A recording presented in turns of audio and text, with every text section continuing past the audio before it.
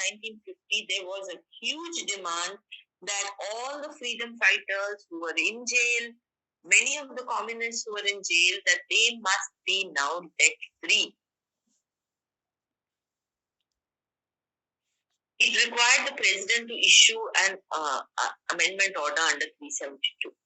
And that is why when you look at this particular case, okay, I'm going to share this window. Let me share this window with both my classes.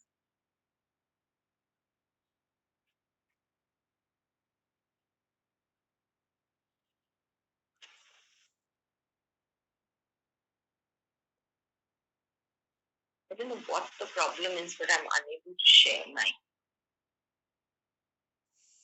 tab.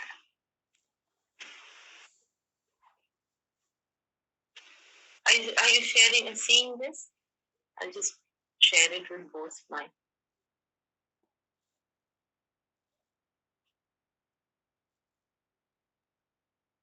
Yeah, can you see it? Yes, ma'am. Yes, ma'am. Great. Now just look here. Unless I've highlighted some things for the class, unless an express provision was otherwise made in the repealing act, that is a temporary. Past inchoate rights or liabilities. Inchoate, that which have not yet become final. So an under trial has an inchoate life. Inchoate, it's not yet become complete. Okay. And then the court says, if we hold that men who have already been convicted under such repressive laws should continue to rot in jail. They say that if we repeal it and treat it as a temporary statute, we would give benefit for people like Madhava Menon who are under trial, awaiting trial, but we would not be able to give relief for those already convicted. I find this an extraordinary argument that the Supreme Court says, in the name of saving those who are already living out their sentences because conviction has already happened, the court feels it is against the spirit of the Constitution to continue pending propositions. Surely it should be equally repugnant to that spirit that men who have already been convicted under such repressive laws should continue to rot in jail. Are you trying to see the point? That they don't want to make a distinction between convicted and under trial, and therefore they say neither. Because they say that every statute is prima facie prospective unless or expressly or by necessary implication it has been made to have retrospective effect. And therefore, the court squarely puts the ball in the court of the president. What is wrong? Yeah, here. Look here, look at paragraph 13 on page. The court says Article 372(2) gives power to the president to adapt and modify. There is nothing to prevent the president in exercise of the powers conferred on him by that article from repealing, say, the whole or any part of the Indian Press Emergency Act. If the president does so, then such a repeal will at once attract Section 6 and in such a situation, all prosecutions under the Indian Press Emergency Act, which were pending at the date of its repeal by the president, would be saved. But they are basically telling the president that if you wish, you can also modify. You can remove and say, contrary to Section 6 of the General Clauses Act, I now let free everybody who is awaiting trial. They say, don't come to us because we are law people. We will interpret Article 13(1) as prospective, which means it becomes void after 26/1/1950. If it is void after 1950, then all actions taken prior to it are valid, and the pending prosecution and in fact any other completed prosecution or against any convict are valid, and we will not disturb the status quo ante. If you want that little more radical step, well, the executive is there. He is free to issue an order repealing this, and he has also got the power to adapt and modify. Please look at 372. The power is to repeal, the power is to adapt, the power is to modify. So he could also have made an order saying that under Section 6 of the General Clauses Act, I am not saving any pending prosecution and I am going to let those go also. And basically give complete freedom to all those people who were fighting the British. So why doesn't the executive do that? Why are you turning to the Supreme Court to use its interpretative techniques to give freedom to these freedom fighters who thought that everything will be beautiful after the Constitution came into force? They're saying, no, we can't do that. We are bound by the principles of interpretation. And therefore, what the court does is it continues that colonial continuity, and the task of breaking with the past has been handed over either to the legislature under 372(1) or to the executive for that brief window when the president did have the power under Article 372 Clause 2. I have found, I've been teaching this case and I've always found that to only limit Keshav Madhav Menon's case to only one of prospectivity or retrospectivity is correct. But it also misses a broader political narrative which is underpinning the story, which is that, as I pointed out here, there is nothing to prevent the president. Look at the way the Supreme Court is talking. There is nothing to prevent the president in exercise of the powers conferred on him from repealing the whole or any of the powers. They're saying, you go ahead, you have the power. Remember that the judiciary has only a veto power. It does not have a creative power. It can only decide whether a matter coming before it is valid or right. But they don't have the creative powers of legislating, and repealing and adapting and modifying are eventually legislative powers. The Supreme Court, under its power of judicial review of 13 read with 32, can only strike down an action which is unconstitutional, but it cannot repeal a law. That is within the province of the legislature, and because it's a pre-constitutional law, that province of the legislature is also shared by the president for briefly under the transitional powers. So, thanks Abhishek. Is there any other point you wanted to add with this case? Ma'am, actually, I have a confusion. Yes. Ma'am, page number, external page number 65, internal page number 53. Ma'am, the first paragraph, if the president does so, ma'am, it is 1, 2, 3, 4. Yes, I know, I read it.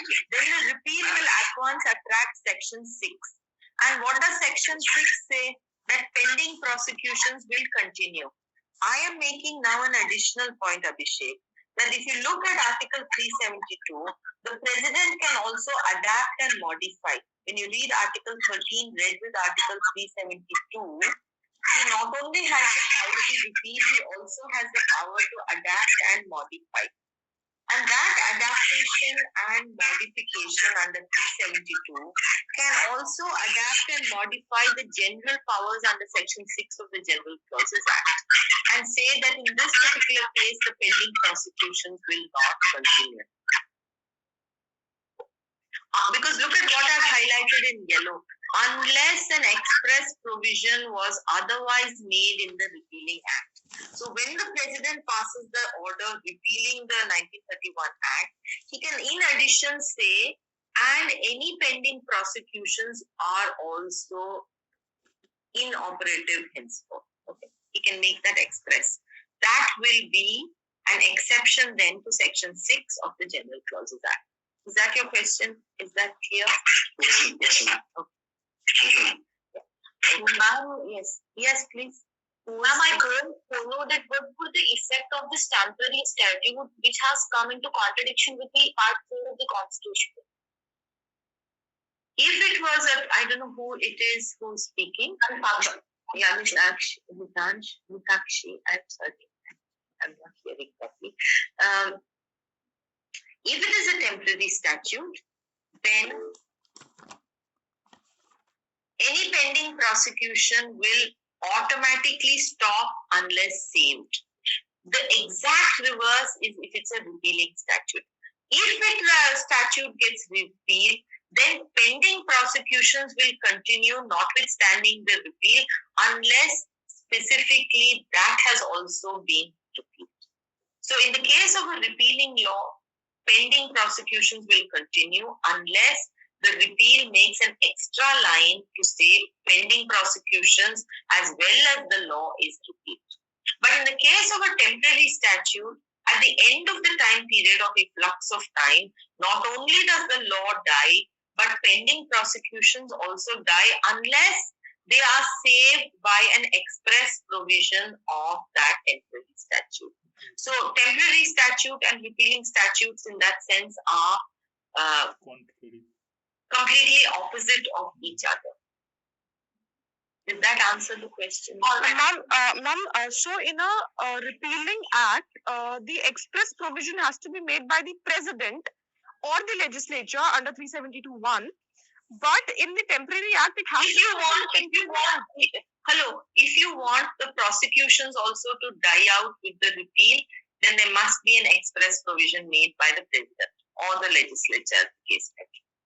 Okay. But ma'am, in the case of a temporary act, it has to be within the temporary act only, that when the temporary act will lapse, this is the saving clause within the temporary act. Yes, but I was making a slightly different point to say, had the lawyers argued with an analogy of temporary statutes, I feel they would have had better luck. But yes. Ma'am, I feel there is a problem if they take this argument of temporary statute. Yeah. Because it's quite possible a law, one part of the law comes into conflict with the fundamental right, and that part goes void, and other can continue. But with the temporary statute, the statute collectively should expire, not the part of that. True. That's a correct point that you're making. But there's still another part that I think could have been explored, which is, you'd have made a broader argument. Why don't we, notwithstanding Article 13, say that all pre-constitutional law come with an expiry period, which is 26th January 1950, and the president would then in each case have to pass a separate order. But they didn't want to do that. Could they have made any other argument using the temporary statute? You see, it was never argued. They only went with void ab initio. They felt the stronger argument was there. But who knows? Maybe the Supreme Court may have said that those parts which are repugnant and applying the doctrine of severability, the rest of the law still stand. I accept that point, very valid point that you make. Because then the president could have been, or they could have used their interpretative devices to say that since there was nothing in the 31 Act saving it, automatically the prosecutions would have died. So that's the make a point. Okay, fine. Is that what somebody is saying? One point I had, ma'am. Yeah. The Supreme Court, while answering the question whether Article 31 has a retrospective effect or not, yes, the Supreme Court seems to have made a point here that fundamental rights were created by the Constitution. Okay. So, could a counter argument have been made here that fundamental rights are not in fact created, but rather were existing prior to that and were recognized, like the way we discussed? Would that have been a valid argument there? Just repeat that last sentence again. And the Supreme Court explicitly mentioned there as an argument that as a ground of rejecting the retrospective applicability of Article 13(1)(a) on the ground that fundamental rights have been created by the Constitution, and before the Constitution's enactment, there was nothing called the fundamental rights. Yes. So hence, since the fundamental rights are prospective in their operation, how can Article 13(1) be said to be retrospective in its operation? Yes, that is the Supreme Court's primary argument. Yes. The counter argument be made that fundamental rights were not in fact created by the Constitution, but they very much existed prior to the. That's an elegant argument. I accept that, and it has been used, for example, in the Puttaswamy case. It has been used in Gyankor, which you studied in first year. For example, right to life. Life is not something given by a man-made constitution because it exists in nature. and therefore you're merely recognizing it, you're not granting it, you're recognizing it. And that distinction. Yes. Also, since here the right being talked about is Article 19(1)(a), which is a very basic fundamental right of article of right to people's expression, Yes. which is basically one of the basic human rights covered under almost all the United Nations. True, but then your argument would require them to recognize it even prior to 1950. And if it did, and I was responding to Vineet's comment in the chat box, if we recognized it, then we would have to hold that all people who are not only under trial, but who were convicted by the British using these black laws, that those convictions are now bad in law. Okay? So let's say there was a capital punishment and a death sentence, that would have been now amounting to judicial murder. And that would have had so many more ripple effects, because then you would hold the whole body of pre-constitutional laws to be invalid. And the way the Indian Constitution developed was never to hold the pre-constitutional actions to be invalid. For example, today's revolutionary and therefore today's illegal person is tomorrow's freedom fighter, right? And celebrated. So that would have had very broad consequences. And I think because of that, they were not willing to give this retrospectivity at all. But I must tell you that this judgment came as a massive disappointment to a lot of freedom fighters, because many of them were languishing in jail. And therefore, you will find that through the 50s, politically, a lot of these political prisoners were let out, and those who had been convicted were given the Tamra Patras, the Tamra Patras that showed that they were freedom fighters, and they were given a pension. So consequently, they were made to suffer for their fight against the British, but their actual conviction was never set aside. Instead, they were given a pension, and they were, they continued to draw a freedom fighters' pension. But the actual legality of their conviction was never set aside. So I'm trying to make the distinction between the legal provisions and the executive political consequences of dealing with these kinds of what we would call an unfair prosecution. Hello, ma'am. Ma'am, Yes. Does it make a difference philosophically? Yeah, but it's 1:31 and people have to run away after my attendance. So yours will be the last point, Sukash. Ma'am, does it make a difference in jurisprudentially speaking between the temporary or the repealed? Considered a man who had been convicted, or a statute which has been temporary in nature. Ma'am, jurisprudentially speaking, does it make a difference? Ma'am, if he had committed a crime, he must have been prosecuted, whether the statute is either temporary or it is repealed. Yeah, that's true. That in terms of, isn't it unequal? That merely because यहाँ पे saving clause चाहिए, वहाँ पे saving clause नहीं चाहिए. Depending on that, it will happen. But the point is that the reason why in a temporary statute the prosecution does not continue is because the basic law itself has a limited period of validity. And therefore, if you want to take action, all actions should also be taken and completed within that brief window, unless there was an express clause. But jurisprudentially, I'm not very clear what exactly you are asking. Is it unfair? Is it unequal that we have two types of laws with two different consequences that flow? Yes, to ma'am. me, I was trying to see, it doesn't seem to be unfair, because surely in the